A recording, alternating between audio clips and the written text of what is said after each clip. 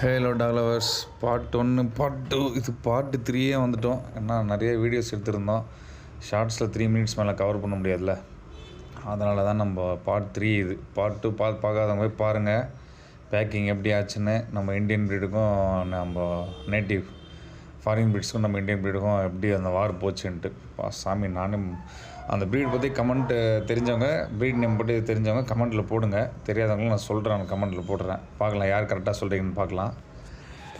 அதெல்லாம் அப்புறமா பால் ஃபெட்ச்லாம் முடிச்சுட்டு அந்த சண்டை ஆயிடுச்சு. அப்புறமா பிடிச்சிட்டு போயிட்டாங்க. அதுக்கப்புறமா நம்ம எடுத்து வந்து பீஸ்ஃபுல்லாக இந்த சைடு பால் ஃபெட்ச் பண்ணலாம். ஃபுல்லாக அழுக்கிட்டாங்க வேறு மண்ணெல்லாம். சரி, மழை பெஞ்சு தண்ணி நல்லா ஃப்ரெஷ்ஷாக இருக்கே, அப்படியே ஆயுத பூஜை வேறு, நம்ம 2 பசங்களுக்கு சாமானுக்கு பூஜை போட்டுடலான்னு தண்ணியில் பால் ஃபெட்ச் பண்ணி கொஞ்ச நேரம் விளையாட விட்டோம். ப்ளஸ் என்னென்னா, இங்கேருந்து நம்ம வீட்டுக்கு திருப்பி அகைன் பார்த்திங்கன்னா 3 கிலோமீட்டர்ஸ் நடக்கும். 3 கிலோமீட்டர்ஸ் நம்ம வர்றது ஒரு 3 கிலோமீட்டர்ஸு, திருப்பி அகைன் நம்ம ரிட்டர்ன் போகும்போது 3 கிலோமீட்டர்ஸ் போனோம்.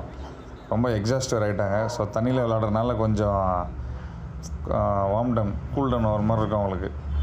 அப்புறமா கொஞ்சம் ரெஸ்ட் எடுத்துகிட்டு திருப்பி இங்கேருந்து நடக்க ஆரம்பிக்கிறது கரெக்டாக இருக்கும். தண்ணியில் விளையாட்டா போகிறதுக்குள்ள ட்ரை ஆகிடும் வீட்டுக்கு. ஏன்னா அவ்வளோ தூரம் நடக்கணும்.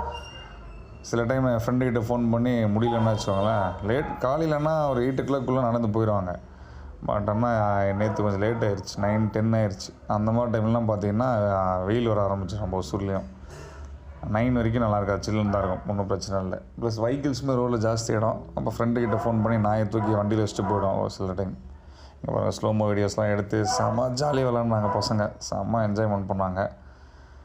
இந்த மாதிரிலாம் டாகை நீங்களுமே வீட்டுக்குள்ளேயே எப்பயுமே வச்சுக்கூடாது, வெளியே எடுத்துகிட்டு போங்க. டாக் வந்து ஸ்ட்ரெஸ் ஆகாது, நல்லா விளையாட வைக்கணும். வேறு டாக்ஸை விளையாட விடுங்க, சோஷியலைஸ் பண்ணுங்கள்.